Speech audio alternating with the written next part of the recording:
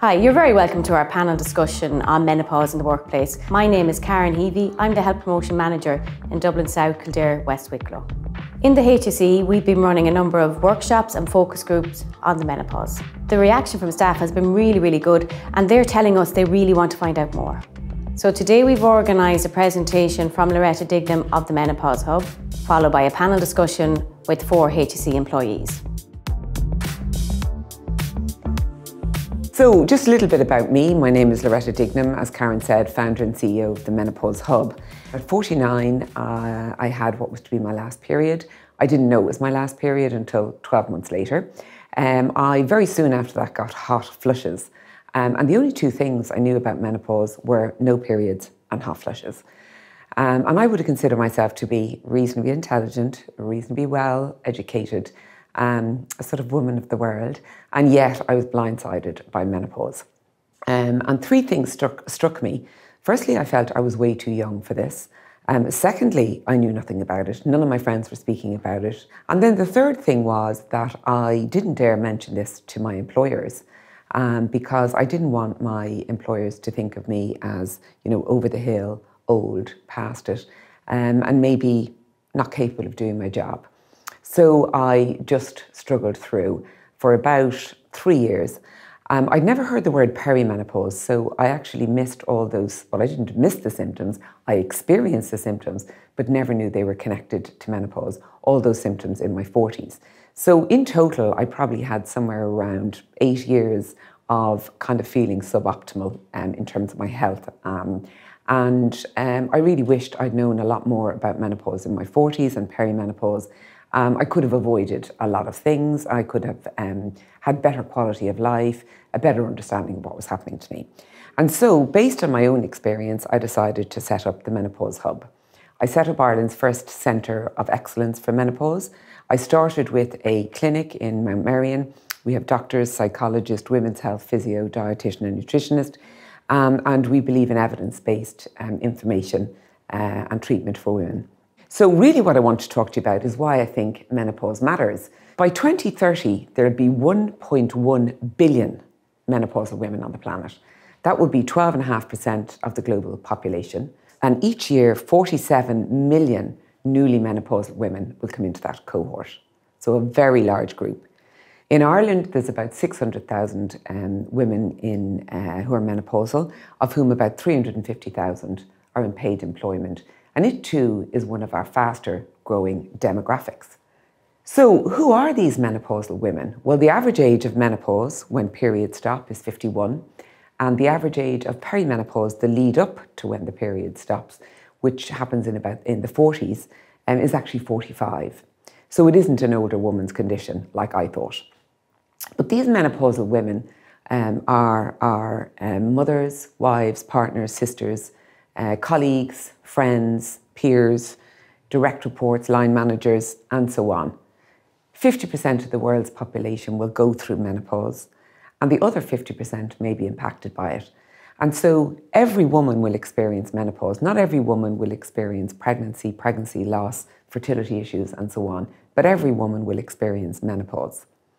And when we asked women, you know, to tell us about their experience of menopause, about 80% told us that they were unprepared for menopause. And I can vouch for that because I was one of those. 66% told us they knew little or nothing about menopause. And I would say that knowing about no periods and hot flushes is pretty much little or nothing. And about 79% of women told us that they thought the information services were poor or very poor.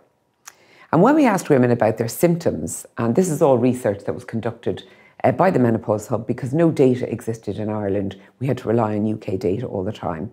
90% of women told us they had symptoms. 60% said that their symptoms were moderate, and 30% said that they were severe. So women can experience menopause on a continuum, if you like, from very little symptoms or no symptoms to debilitating. And when we asked women to tell us about their experience in the workplace, women told us that their performance was negatively impacted by menopause. About 50% of women told us that the menopausal symptoms impacted them a little at work, and 30% said that their symptoms impacted them a lot at work. So that's 80% in total, by the way. So when we asked women about, maybe taking time off work and so on, what we found is that almost 4 in 10 women took time off work due to their symptoms, and that 22% took 3 or more days off work. And 86% said they wouldn't dare tell the line manager the real reason for taking time off work. In fact, they'd rather say they had vomiting and diarrhea than mention menopause. 4 in 10 women told us that they considered giving up work. And in Ireland, that's 140,000 women considered giving up their jobs. And 11% actually gave up work. So that's about 38,500 women gave up work. There's a lot of women in the healthcare sector, and therefore to lose talent like this from the sector is a real crisis. When we asked women, about their confidence discussing menopause at work, 60% said they lacked confidence discussing menopause with their colleagues, and 70% said with their line managers. And when we asked women, what do they want to see from employers? 90% wanted training for HR and managers, and 95% wanted a menopause in the workplace policy. So you can see that women want this type of support in the workplace. So what is menopause? And I'm just going to give you a couple of slides very quickly about menopause. And menopause is sort of a catch-all phrase or word which describes various different stages. Now, during the course of this, we don't have a lot of time to go into symptoms or anything like that. But when we talk about in the workplace, the top 5 symptoms that women say impact them in the workplace are: 1, the top one is cognitive. So issues around memory loss, forgetting words, forgetting sentences, stopping mid-sentence, names, brain fog, so it's like almost having cotton wool in your head, lack of ability to focus and concentrate. And so women who were doing an amazing job maybe a few years beforehand suddenly are facing these issues. And actually what women tell us is that 3/4 of women cite this as the number 1 symptom. The second one is fatigue and tiredness, no energy. That's in about 66% of cases. Then there's feeling overwhelmed, 57%. And women at this age are often in the sandwich generation where they maybe have elderly parents or they're caring for elderly people. They may have children or teenagers. They're working full-time or part-time outside the home, trying to run the home, be the perfect wife, the perfect friend, the perfect daughter, the perfect everything. And so there's a lot going on. Roll in the symptoms and the hormone impact, and you can see why women who didn't feel overwhelmed a few years ago now do. 55% of women said that they felt anxiety. And if you've never felt that before, it can be quite frightening, and women often tell us they think they're going mad. Put in that, lack of sleep, the cognitive issues, and it all becomes, a vicious cycle. And then the last one of the top 5 is actually 46% of women said that hot flushes were what affected them in the workplace. So you can see there's a lot going on, and no wonder women consider stepping back, not going for promotion, cutting back their hours, or potentially leaving work. And, women are going to be working until the pension age of about 68, and therefore there's a lot of time that menopausal women would need to be staying in the workplace. So as employers, we need to consider that. Why is menopause in the workplace important, and what can we do about it? Well, there's a business case for changing the way we think and deal with menopause in the workplace. The first thing is we have a duty of care to our employees through the Health and Safety Act. Secondly, we know that performance can be impacted. And therefore, just like any other health condition, we need to be able to give supports to help women at this stage of life if they have a performance issue. We know there's an issue around talent retention, so keeping women in the workplace, and ultimately talent attraction. So that's really important to an organisation like yourselves. And if the business case or the carrot approach for changing the way we think about menopause isn't convincing, the legislative risk will be. And there's been a significant increase, a triple-fold increase in the number of tribunals that have been taking place in the UK, where menopausal women have taken cases against their employers, and they've taken them on the grounds and won on the cases of gender discrimination, age discrimination, and disability. In Ireland, the legislation and the interpretation around disability is even wider than the UK. So we need to be careful about that. And there's 2 cases pending in Ireland in the tribunals. So what does best practice look like for supporting menopausal women in the workplace? Well, here's sort of 10 things. The first thing we need to do is obviously raise awareness through talks like this. Secondly, you can organise what's called, organisational social support. So the concept of a menopause champion is something that is recommended as best practice. They're people who can be a listening ear, a signposter. They can organise social supports. They can broker conversations between staff and management, and they can organise talks, lunch and learns, coffee mornings, etc. The key to the whole area of menopause support is reasonable accommodation, reasonable adjustments. And they can take any kind of form, from flexible working, working from home, agile working, job sharing, etc. In some roles, of course, that's not possible because there is no working from home. And therefore, employers need to look at the roles through the lens of a menopausal woman, perhaps do risk assessments to see what the risks may be of that individual carrying out that role. You need to look at things like the physical environment, the temperature, maybe access to a desk fan or to aircon or sitting beside a window or whatever. That needs to be looked at. Maybe a restroom or a quiet room for somewhere to go. Access to bathrooms and toilet facilities. Women can experience unexpected bleeding, very heavy flooding. Do you have caught-out packs in your bathrooms available free to women? Changing facilities and so on. Access to cold drinking water. If you're maybe in an office space, you might take all of these things for granted, but those who are on their feet all day, maybe in nursing positions, would actually find that they don't have access to cold water. Uniforms, really important. Is the material right for women, particularly experiencing hot flushes and so on? Have they got enough pieces? Is the fit right? And so on.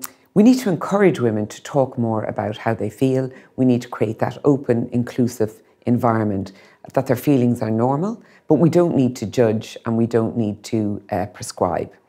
Becoming a supportive line manager is really critical, and management training can be very important for that. And then finally, and ultimately, introduction of a menopause in the workplace policy. So I know you're doing a lot of things around this, and we'll be discussing some case studies and so on in the panel discussion. But it's fantastic that you're moving in the right direction. So I wish you best of luck with your menopausal journey. So now we've heard about the research and how it impacts women in the workplace. So let's actually see what's happening on the ground with you and your colleagues. I'm joined here with 4 panellists, with Emma, with Fiona, with Rosemary, and with Maeve. And we're going to talk about what we see and hear and experience on the ground. So Emma, would you like to introduce yourself? Hi everybody, my name is Emma Redmond. I'm the Assistant Director of Nursing in Baltinglass Community Hospital in County Wicklow. And Fiona? My name is Fiona Galvin. I am the flu lead and I work in the Health and Wellbeing Department in Dublin, South Kildare, West Wicklow. And Rosemary? Hi, I'm Rosemary Plant. I'm Senior Health Promotion Officer in Dublin, South Kildare, West Wicklow. And last but not least, Maeve? Hi, my name is Maeve Fitzgerald. I'm the Health and Wellbeing Coordinator in Naas General Hospital. If we go on to talk about personal experiences of menopause in the workplace, or maybe anything you've heard from colleagues, what type of experiences have you heard about?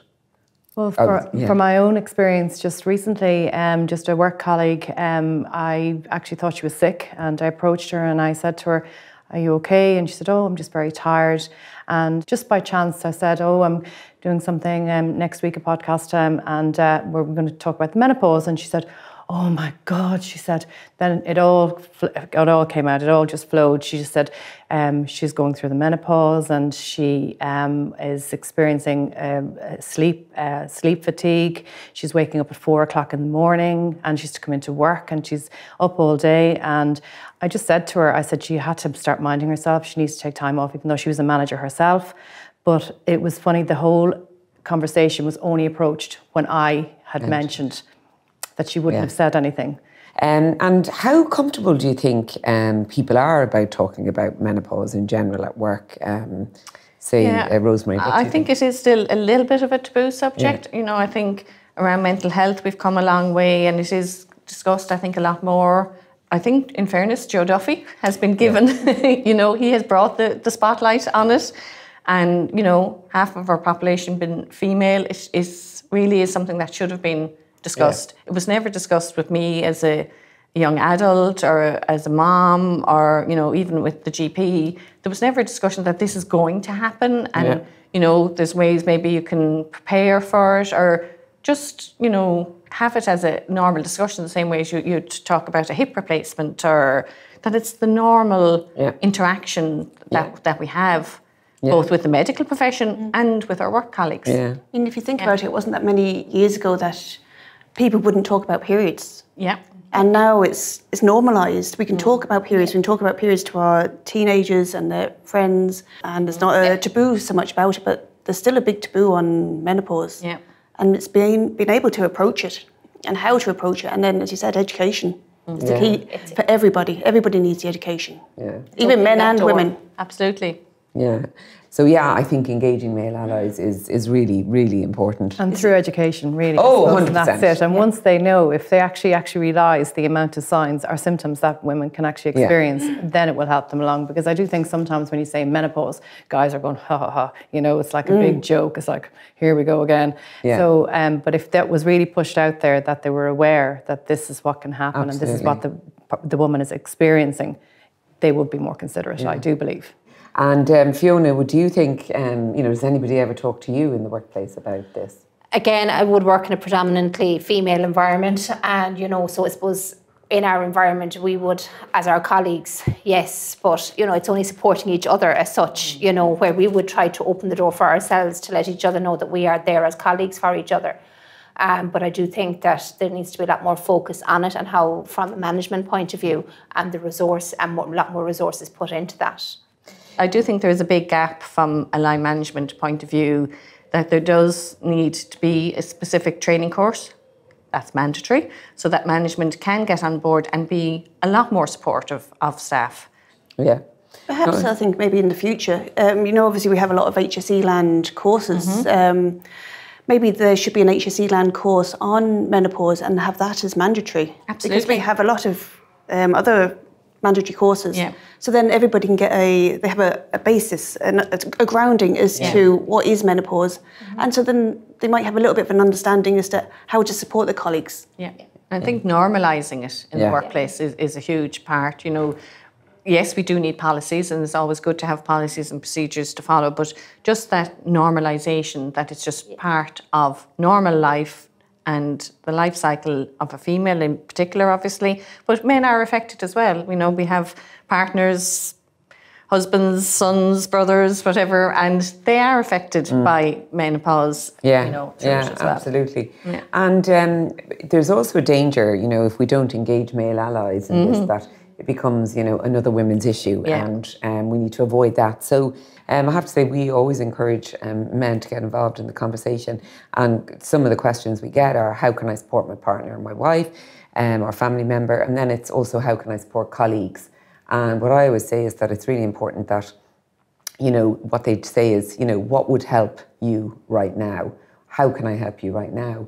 And to know what is available and on offer. And if you don't know, maybe take away the requests and consider it with HR or other line managers to find out what's best to do. So, Fiona, how do you currently support colleagues going through menopause? Again, I would have an open door policy with my colleagues, and it's very much of an open communication that if anybody has feels that they feel anyway unwell or need any adjustments to their working environment or need any breaks or anything like that, that it's more of a flexible working system as such to accommodate somebody who is experiencing any menopausal symptoms, because I do think that, you know, we offer supports for mental health, as I say, for, you know, for maternity, for everything else. So I do think that we can offer that flexibility as well for staff who have menopausal symptoms. you know, and again, it's a signposting system as well, you know, have they got the information that they require, have they been to their GP, is there menopausal support groups around for them, and it possibly again is developing menopausal champions within our workforce, you know, where we can signpost people and give them the information that they require to make it more comfortable for them in their workplace. There is support going on amongst you and your colleagues, and there is some conversation opening up and however, but I think it's that it's in pockets and, you know, you really need to, you know, more readily available. Yeah, exactly. It's nothing formal. It's nothing not formal. It's all exactly. helping it's all, each other out. Yeah, exactly. And it sounds very supportive, but wouldn't that be great if that was across the board, more uniform? Yeah, it exactly. Wouldn't just depend on who your line manager was or what area you worked in. Exactly. But a lot of staff actually commented and said the free clinics, menopause clinics, or something with occupational health or the health and wellbeing person in the hospital, but there's a little bit more to be given that way from the HSE. Yeah. And another thing as well, maybe if they introduced free HRT, I mean, that's another now big... starting with free contraception. Well, so it is expensive, and it's an expensive time for a lot of people. The children going to college, especially with cost of living nowadays. I mean, like, it's something which could be and should be done. Yep. Yeah, I have been advocating with the government and ministers and Department of Health and all the rest. And in the UK, they've now introduced a new prescription for HRT, a new prescription cost for HRT, where you only have to pay £18 rather, something a year, so less than £20 a year, and that covers all of your HRT. So I've actually advocated with the government and the Department of Health to say, why don't we do the same as we've done with contraception for menopausal women? Because not everyone has a medical card, it costs a lot of money. My own HRT cost me around 70 quid a month. Now, that's a lot of money. And as you can see, I forgo the haircuts and things like that to be able to pay for the HRT. So yeah, I mean, and I do think that's another on top of everything, because it's expensive to be a woman. Yeah, it is a barrier, because significant barrier nowadays, you know, with cost of living. Yeah, I mean, you think, do I really need it? Do I? I think, well, it could. Sweet shopping, or and women always put themselves last. I was just about to say that, and naturally women and mums in particular will go, oh well, the family needs that more, the kids need something, shoes or books, or it'll be put to the end of the list. So Rosemary, tell us a little bit about your personal experience of menopause, and in particular in the workplace. Yeah, well, I suppose my own story would be that I didn't realise there was anything like perimenopause. I was never informed about it, and like yourself at the start when you said you felt you were fairly well educated, I would think I'm fairly well educated, would have a medical background, and was totally unaware of perimenopause. It's something my GP never discussed with me. I wasn't aware of it. And I actually was full menopause before I realised I was in menopause. So it is something that can sneak up on you as such, particularly when there isn't these open conversations like we're having now. Night sweats would have been a big thing for me, lack of sleep, and as Maeve was saying, you know, coming into work tired, but hiding it really, because you don't want to be seen in the workplace in general as, oh, well, she can't do her job, or, you know, things like that. Even though nobody was saying it to me, I was thinking those things. And that's, I suppose, part of the issue. We have these dialogues going on in our own head, thinking other people are thinking these things about us, because we're not feeling, I suppose, 100%, or think we might be underachieving or things like that. So it would have a knock-on effect both at home and in the workplace. You know, it could be seen maybe as a bit of a death, in that you're losing your fertility, or, you know, you definitely won't be having any more children. You're coming to this stage in your life that's, again, mentally you think you're 21 and you can do everything, and now you're not 21 anymore on paper, but in your head you still are, but now you're in a different phase of your life, and both psychologically and medically you're in a different stage that you do have to come to terms with it. So there is a lot of that to it. So having that support in the workplace, I think, is vital, so that you do feel supported. You mightn't necessarily want a full-blown conversation with your line manager, but just feel supported if you're having an off day, but that's okay. That's normal, it's natural. No more than somebody who's going through 9 months of pregnancy and are out sick on pregnancy leave because there's issues within the pregnancy. menopause, is just another stage in the woman's life. And I suppose, as I said earlier, it needs to be normalised and treated and supported the same way we do for any other condition. Yeah. I went in the presentation, I talked about menopause being like puberty in reverse. And interestingly, what we do as parents is we prepare ourselves. We prepare our children. They learn about it in school. Society knows about teenagers and what to expect. We're given latitude, there's understanding, there's compassion, there's empathy. We often give them a little booklet and sit them down and tell them all about what to expect. And interestingly, we get to menopause, and up until, fairly recently, until the Joe Duffy show, it's been like radio silence. So I think it's that education piece, etc., for everybody in the workplace, in the home, professionally, personally.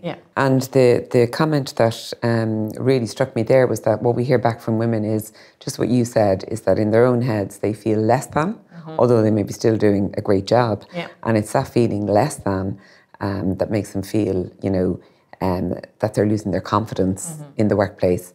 And that's why women, withdraw, leave, don't go for promotion, etc. Whereas actually, others may not even notice. The other thing I'll say though is that, it's really important that just because a woman is over the age of 45, we don't kind of stick a label on her head and say, oh, you're menopausal, perimenopausal, and how's your menopause, or anything like that. It's really important for the individual to broach the subject, I think, Absolutely. And I suppose as well, in general, for people to realise not everybody gets severe symptoms. Some people get very mild symptoms, some hardly know what's happening to them, so I suppose we don't want to give out the message in general that everybody's going to be, dying with hot flushes and brain fog and not coming to work for 6 months and killing the husband at home and everything else. So symptoms do vary from time to time, from person to person. So it's a continuum. I suppose it's a bit like our own reproductive system. Some people suffer really badly with period pain, and other people get away more lightly. So, menopause does have different levels of severity as well. And I know we actually have a case study from Baltinglass Hospital. So, Emma, tell us about what you've been doing around menopause. How did it all start? What have you put in place? How has it been received? What are the benefits or the lessons for others, other hospitals and other parts of the team? So our community hospital is small, it's rural. We have about 118 staff in total, with the majority of those being women. And majority of those women are of menopausal age. And then we looked into what can we do for our staff. So we came up with 4 separate days of training, all day training.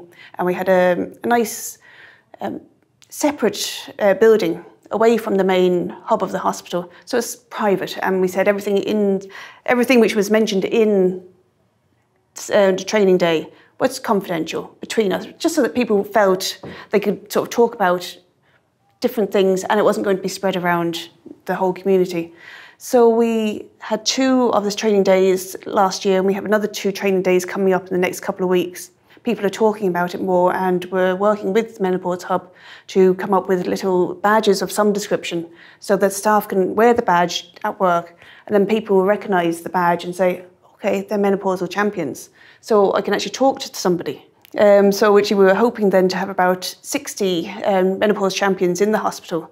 So it's going to be a topic which is going to be free-flowing in the hospital, and then we're going to be working on policies with Loretta and obviously the CHO, and it's just been a great success, and look forward to helping roll it out in other hospitals as well.